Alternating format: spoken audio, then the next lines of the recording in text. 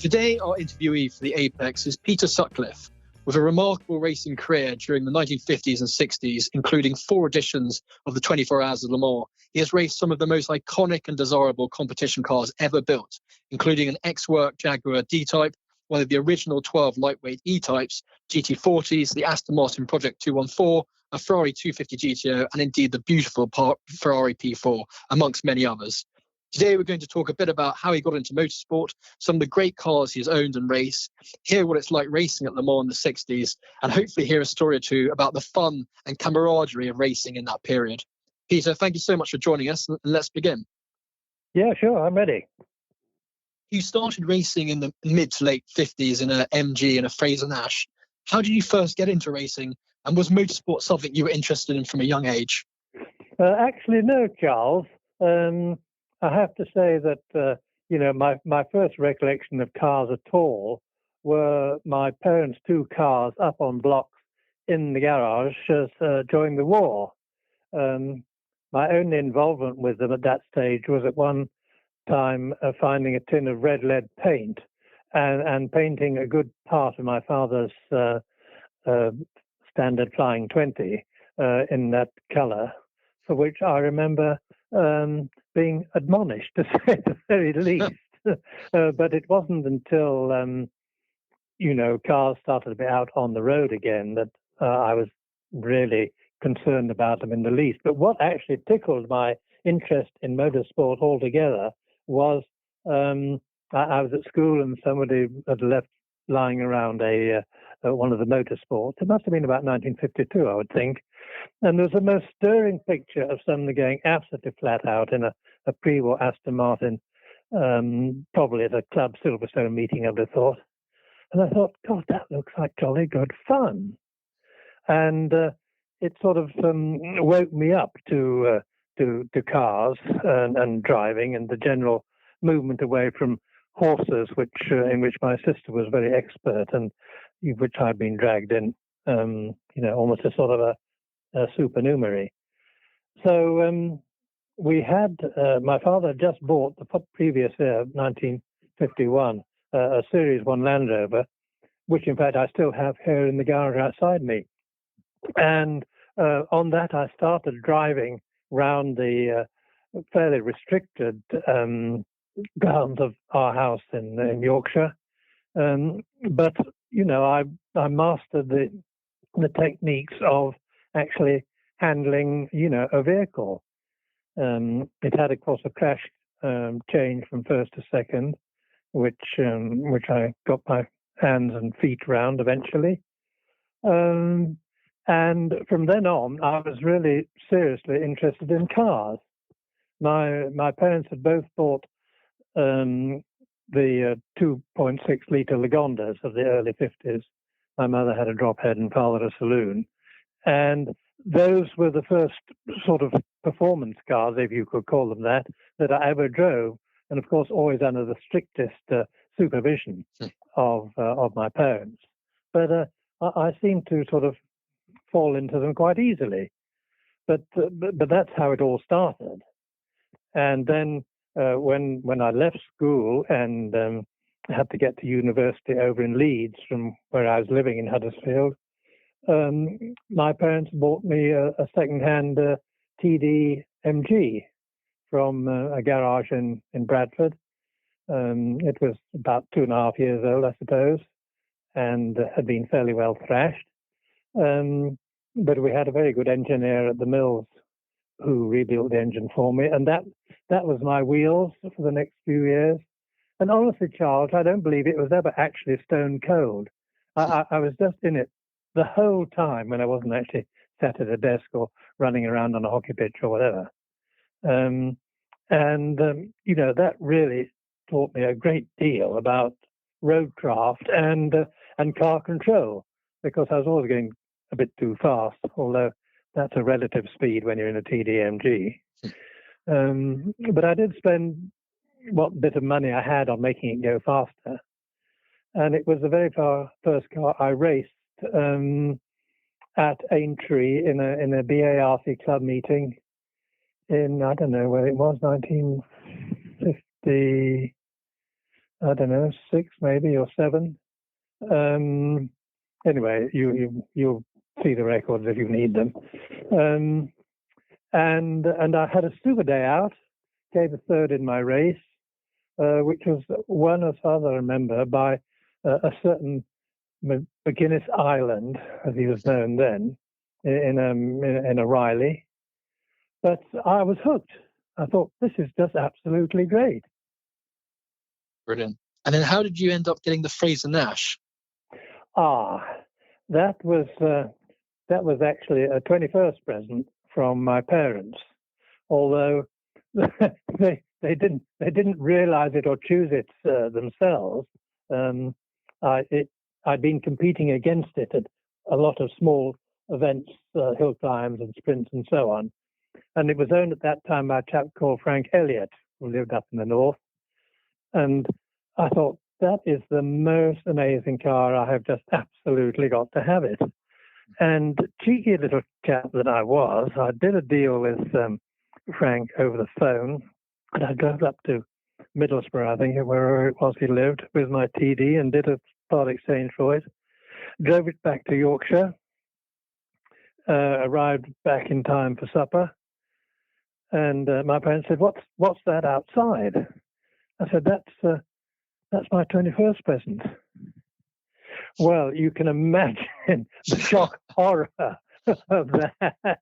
But anyway, God bless parents. They weathered that particular storm. And that was my one and only car for getting around everywhere, parties, lectures, and, just my wheels for 2 or 3 years. A wonderful car, and it was quite a famous car. And then I understand you stopped racing for a couple of years in the 50s to do your national service, after which you bought a very historic car, the X-Works, a Courier Cost D-Type. How did that come about? Well, prior to that, I'd swapped the Le Mans replica Fraser Nash for one of the 3 Sebrings that I found lying around on the upper floor at AFN in London, and knowing that it would be a faster car than the Le Mans replica, I made a deal with them and bought it, and I raced that extensively in 58, 59, finally qualifying for the BRDC, which was one of my major aims. And then I drove that once again as a road car, and doing my national service and going through the officer selection process down at Mons at Aldershot. That was the car that I used to drive out from the barracks on if we were going up to London or wherever. And the guards on duty were always quite enthused to see this amazing thing racketing past the guard room. But I did get quite a bit of flack from rather more senior personnel and told to kindly just ease off a little bit if you don't mind. Anyway, I went and did my post officer training with my regiment in Germany, and while I was there, my step grandmother died and left me a little bit of money. So when I came out of the army at the end of 1961. I thought I'd better look for something that's going to be much more exciting to drive. And at the time, there were two cars up for offer that I was fancied. The DBR 1 and DBR just the DBR 1. There was and the EB4 GT that were owned by what was the name of the pig farmer over in Norfolk? Hell of a nice chap, and he had lovely cars. And I went and had a look at those because they were in the price bracket that and when you think of what they were then, I mean, it's just appalling what they are now. Anyway, and the other one was a D-type Jaguar, and I went to see that one. It's the one that Mike Salmon had, and I drove it on the road just around where they were living, just north of London, and thought that's absolutely great. So they're similar price to the Aston Martin. So I bought that and drove it home on the road. And what a wonderful road car it was. It was a famous Ex-Ecuria car. It had been a spare factory team car for Le Mans in, I think, 1955. No, 55, yes. Yeah, so it was already quite an old car, but Mike had had a very successful couple of club racing seasons with it. And I thought, well, that'll do me just fine. And it did. Because I see you actually had quite a lot of success racing the car, even in the early 60s. Was, as you said, it was by then quite an old car comparatively. And though I do believe it came to rather an unfortunate end at Snetterton. Is that right? That is right. Of course, it didn't come to the end, but it did get modified quite considerably. It was a long distance race. Held in the pouring rain at Snetterton, which is a circuit I knew well because I'd done some of the 3-hour autosport races there that ended the competition years just before my army time, and the field had thinned out hugely. The only cars in front of me were Graham Hill in a Lotus and Jim Clark in I can't remember what he was driving now. Anyway, I was third behind them, and not threatened by anybody else, and I wasn't threatening them either, I'm afraid.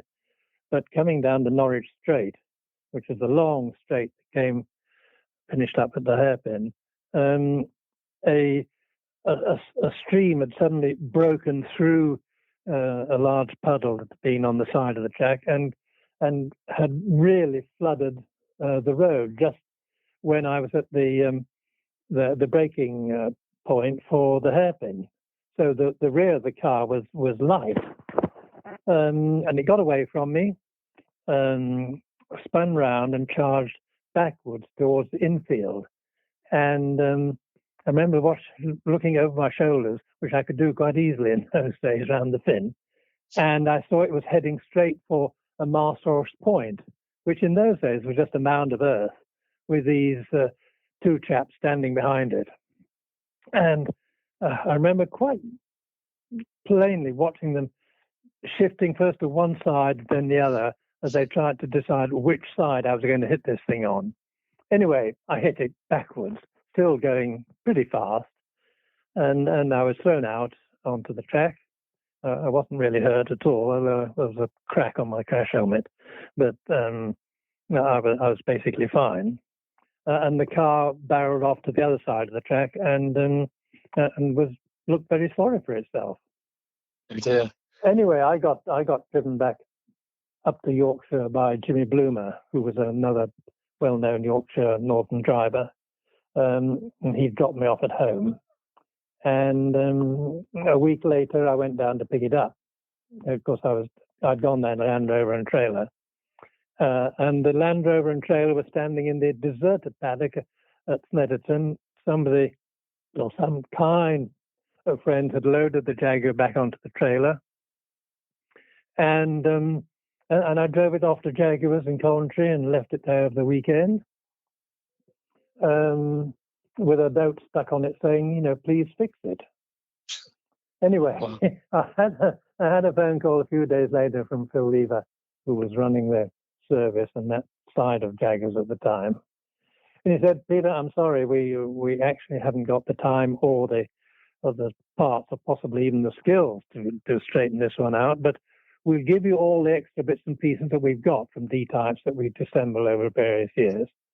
So they gave me all that, and in the end I found people to rebuild it for me, and it turned out to be a car that looked as though it had never been scratched in its life, and which I eventually sold to Neil Corner, and he had a great time with it, and it had a series of lovely owners ever since.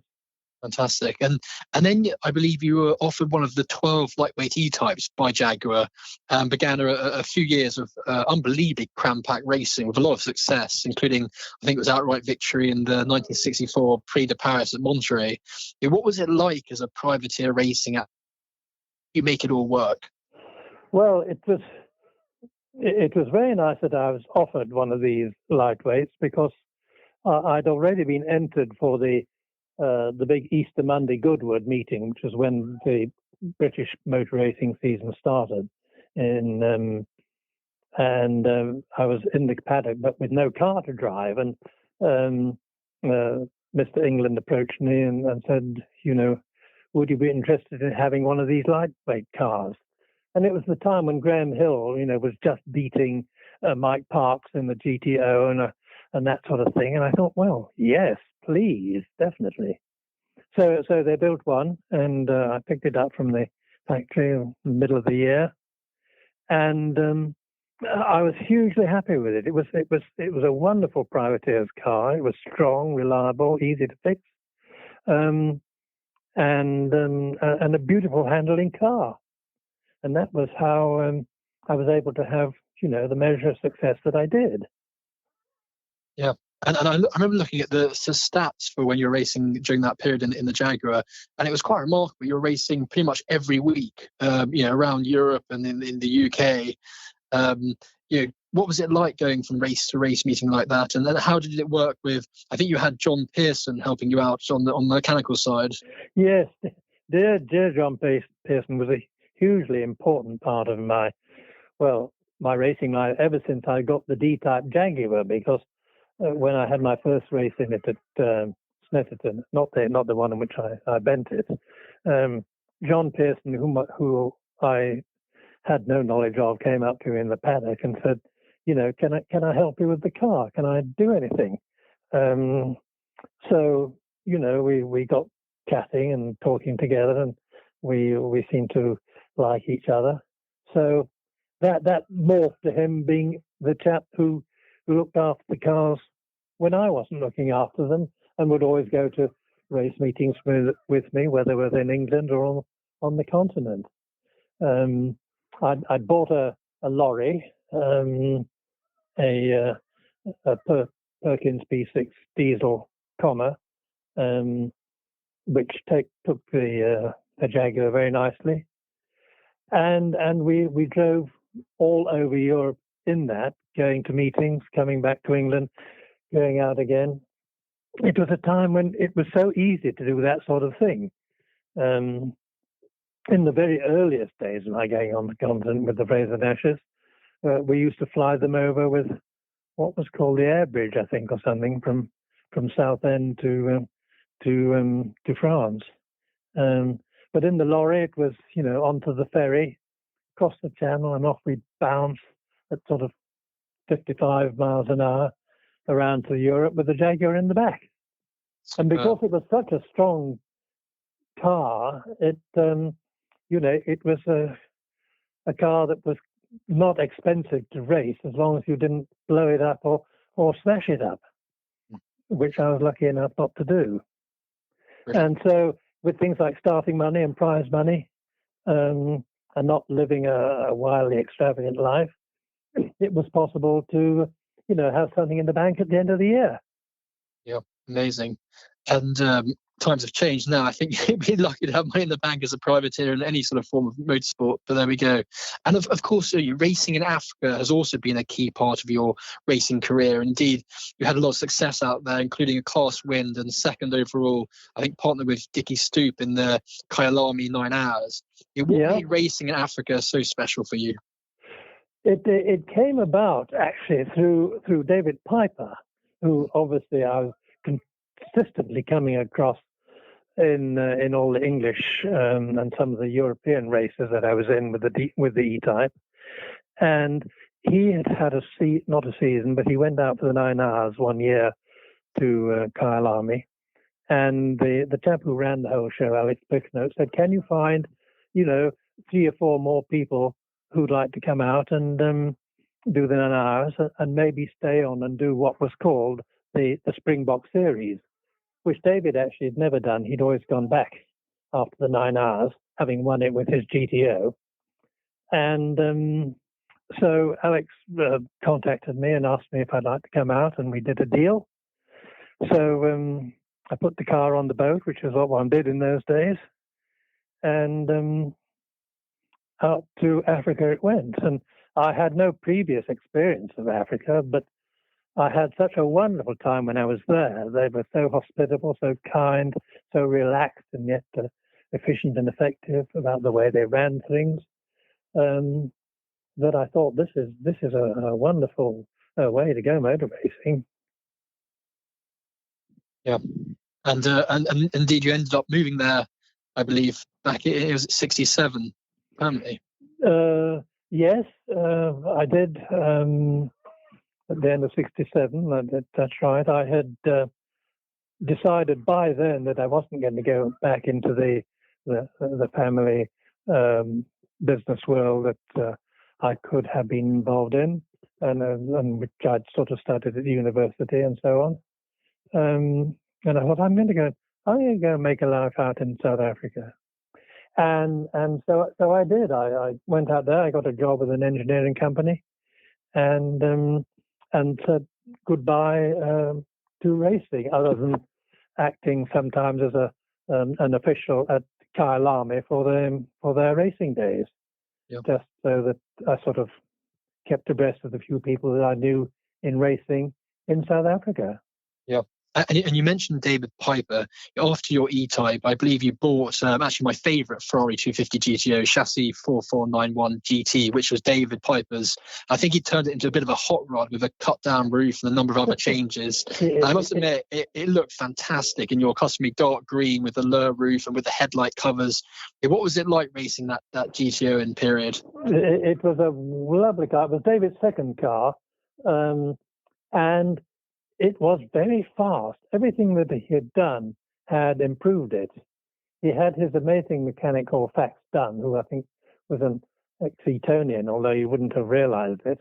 He was a chap with a very, very hot turn of temper, but he was a fastidious mechanic, and his cars were always beautifully prepared and always ran extraordinarily, and David seldom had any sorts of problems with his cars. And having never been able to quite catch up with it with the lightweight E-Type, I thought, if you can't beat them, buy them. So I had a good offer for the E-Type from Edward Nelson, who bought it and raced it subsequently, and I got David's Ferrari, and it was such a beautiful car to drive and so easy to maintain. John Pearson soon got his hands around it and was able to sort out what few things needed doing on a race maintenance point of view. And I had a lot of success with it, particularly in Europe. Yeah. And then through race... Oh, sorry. No, I think, that was where Ferraris probably spotted that I could be useful to them, because I did gain them a lot of the GT points, which I was going for, and my car was a good performer for them. Indeed, and I believe that you actually got to know Enzo Ferrari a bit, and of course you ended up racing for the Ferrari team at Le Mans in 1967 in their beautiful 330 P4. Yeah. What were your memories of Enzo Ferrari, and what was it like racing for Scuderia Ferrari, or CFAC as it was known at the time? Yeah, well, I never met Ferrari, because he very seldom went to race meetings. It was an extraordinary event if he did. So the first time I met him was after I'd had a phone call from Sino Gozzi, who was his sort of PA, who said, we'd like you to come and talk to us about driving our car at Le Mans. So I hopped onto an aeroplane and went down to Italy, and they picked me up from the airport and whisked me up to the factory. And the first time I actually met Enzo Ferrari was in his office. He didn't enjoy speaking English, although I'm sure he could. So at the time, my French was fairly sound, because I'd been living so much in in Europe and speaking French almost on a day-to-day basis. So we chatted away in French. Apparently, he didn't ever really want to employ anyone to drive his cars unless he had met them and sort of sized them up and summed them up from whatever points of view he was interested in. But obviously, I clicked enough of those points. And it's not quite like sort of throwing me the keys of a P4, but he said, okay, off you go to Le Mans. The cars had already gone, and I had an Aston Martin at the time, and I got somebody to drive it across to Calais for me. I flew up to Calais, picked it up, and drove to Le Mans, and sat in the P4 for the very first time. Wow. Well, surrounded by all these, these brown overall Ferrari mechanics whom I'd seen, so many of the meetings to which I'd been in Europe. And suddenly there I was, in the pits, discussing things with them and deciding, what, if anything, I wanted or thought might be changed, which probably was a bit cheeky. And in the end, I don't think they changed anything. But it was a car that I found I could handle quite easily. Yeah. And they were. It was a very nice setup to work for. Franco Lini was the chef d'équipe. He was a very well-known Italian motor writer. He was an author, and he followed motor racing in a big way, Ferrari especially, of course. And the little team of people around him was a huge pleasure with which to work. And Gunter Klaas was my co-driver. Well, I should say I was the co-driver with Gunter Klaas, because he was he was what I call, ahead of me. So we practiced the car, and unfortunately he crashed it badly, trying to avoid a car that got in his way.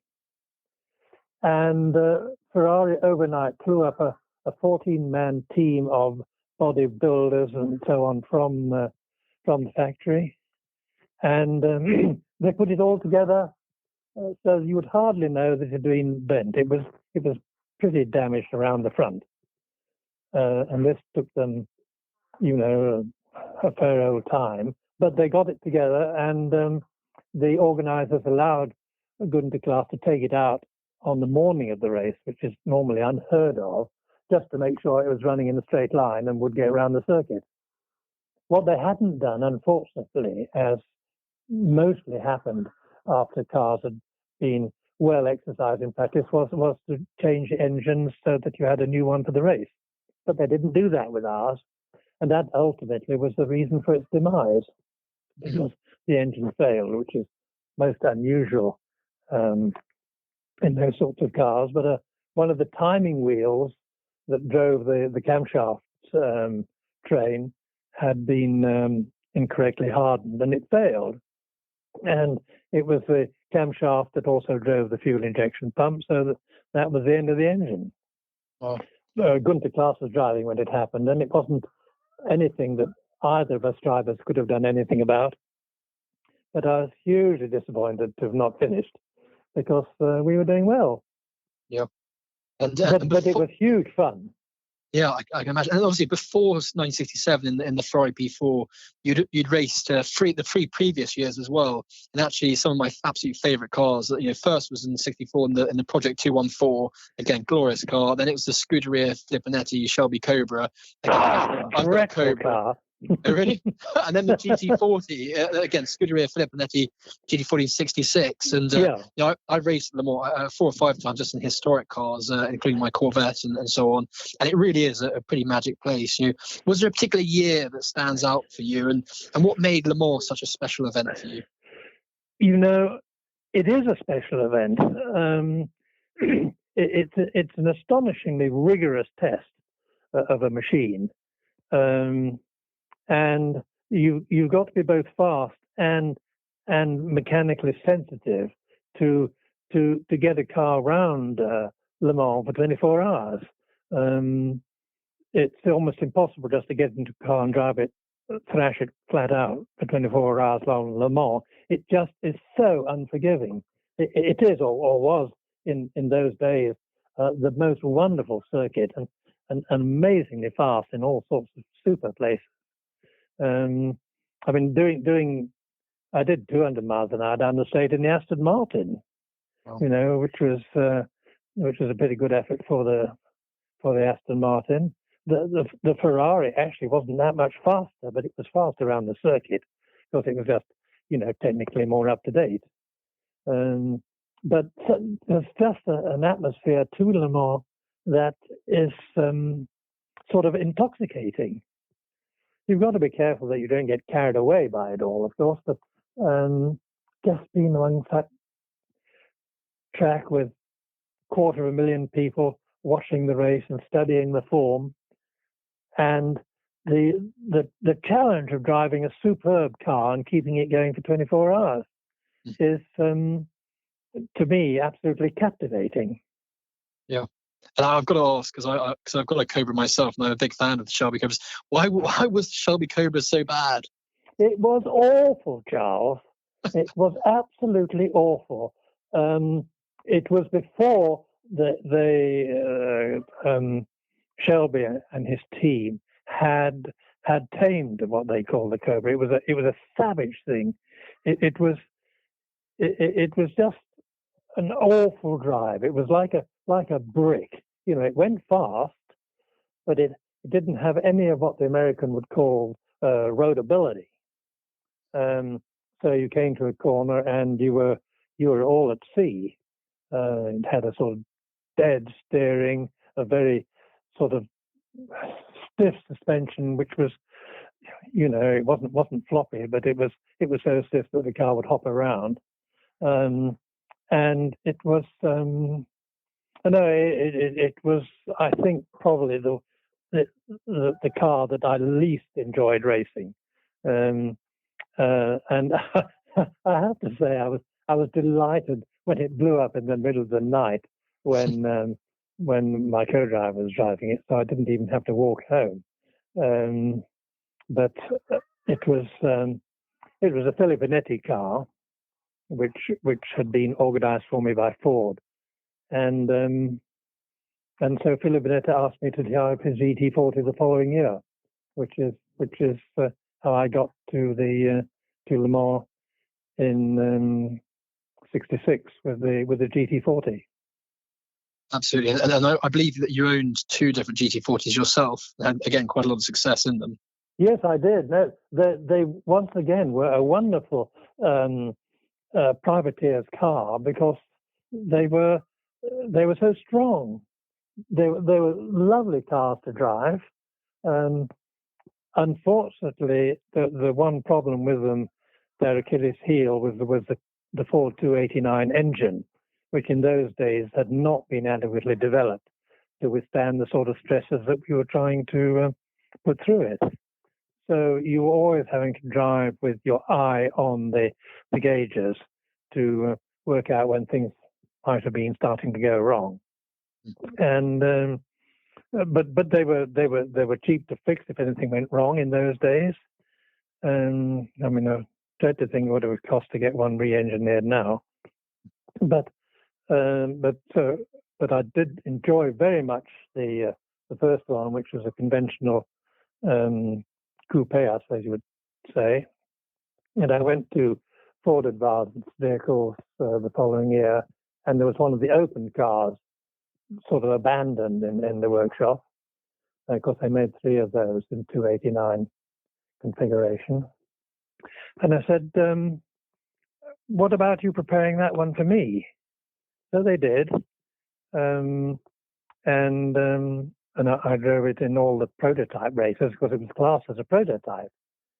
It wasn't much faster than the closed one. In fact, it didn't handle quite as well because it wasn't quite as rigid, not having the roof to it. We took it to Spa, which is a very fast circuit, as you know, and I fitted a sort of a roof over the top of it to make it a little bit more streamlined. And Brian Redman and I had a great success with it there in the pouring rain. But after that, there were no more races for the prototype category.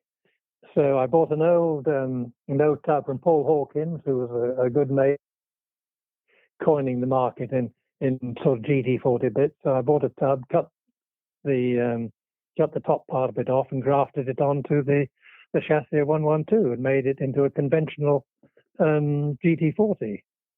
I had an interest in a panel beating shop in Yorkshire where I was living, and we put all the panels up in the roof that came off the open car, which later on would have been worth a lot of money. But then the whole place burnt down, so that was the end of that little financial present. But that was the car that I finally finished up racing with, on my own account. And I was leaving for South Africa at the end of the year. And my parents quite rightly said, "Look, you can't leave this thing here. You must get rid of it." Anyway, nobody actually really wanted it, so I gave it away to some people up in the north who raced it subsequently, and I'm not quite sure where it is now. But anyway, and most of my racing stuff I gave away because I thought nobody's going to want to know, what the oil pressure or the gearbox temperatures was after sort of 50 miles of racing, which I could have told them once. But anyway, I'd have to make up the figures now. But wow. It was, and then off I went to South Africa, and Ferrari had asked me if I wanted to drive for them next year, but I said, I'm 30 now or 31, I forget which. I said, look, I've got to get back to work. I've had a wonderful life with cars. I mean, it was a brilliant period. That's those 10 years from sort of 57 to 67.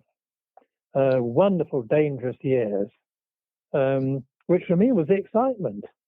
Sanitized motor racing doesn't appeal to me at all. But the tragedy was, of course, that we lost a lot of people, and I lost a lot of friends. Yeah.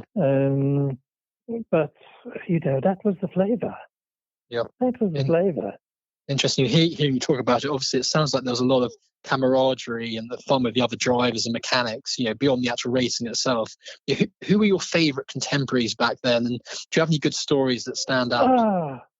Gosh, the not what I call sort of good stories really, but there was a very nice atmosphere with the people whom we met, usually only at race meetings. They were what you'd call your car friends.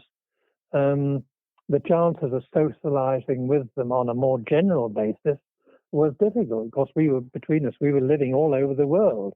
I mean, some of the English ones like Mike Salmon and David Piper, of course, and Mark Koenig, and there were people who, I would see also sometimes in England between races or testing when we'd get together, probably in London or somewhere, and have a good evening out. But for the rest, it was, we enjoyed ourselves at the race meetings, but racing was still the important thing. We weren't going out and getting drunk at night or anything like that. And we were determined to do our best on the day. The nice thing about it, or one of the nicest things about it, was they were all people whom you could trust on the track. There were a number of cowboys around, but all the people that I really liked and that I met a lot were all people who you would be certain would do, the right thing in any given situation. And so it was. I was never frightened of the people against whom I was racing. Yep. Interesting. And to end with, we have some quick fire questions. So what cars are currently on your driveway or in your garage? Well, there's the old Land Rover. There's almost the last DB6 Mark II. There's a 1924 Bentley 3-litre, and there's a 1964 Alfa Romeo Giulia Spider.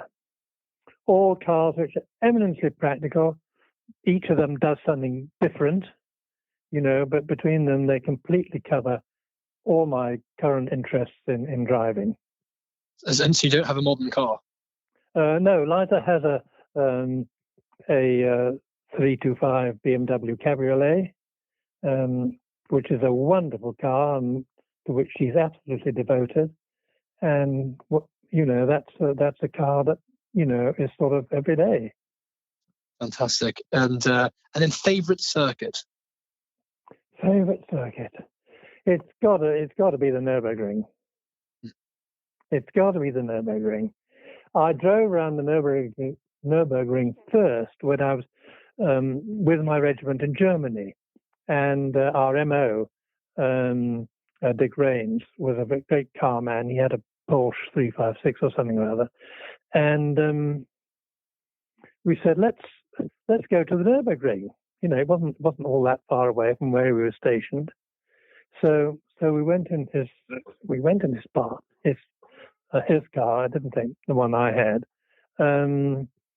And Porsches I never particularly enjoyed driving, but we whizzed round the Nürburgring, paying our sort of 10 marks or whatever it was a lap, and I just knew it was a magnificent circuit, and astonishingly, I lent it almost perfectly in those 4 or 5 laps, which I did in 1961.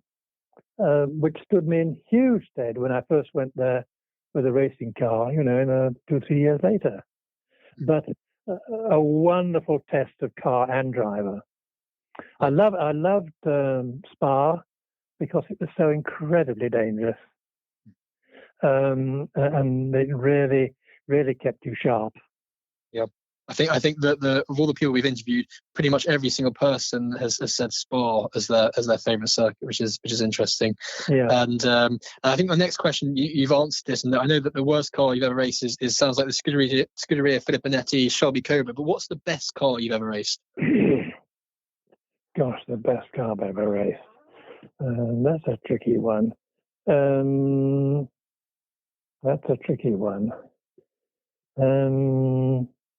The best car I ever. Look, it's a toss-up. I mean, I love the lightweight. I love the GTO. They were both the most wonderful cars from which, according to your skill, you could get absolutely the most out of them, and they wouldn't let you down. You could always, subconsciously know what the thing was going to do in any given situation, and it would keep you safe, which they both did. I loved them both. I would love to have them both still, but I'd be living in probably slightly more luxury than I am if I'd kept them for a lot longer than I did. The GTO particularly. Yeah. It was sold a few years ago for the most enormous sum of money. Yeah.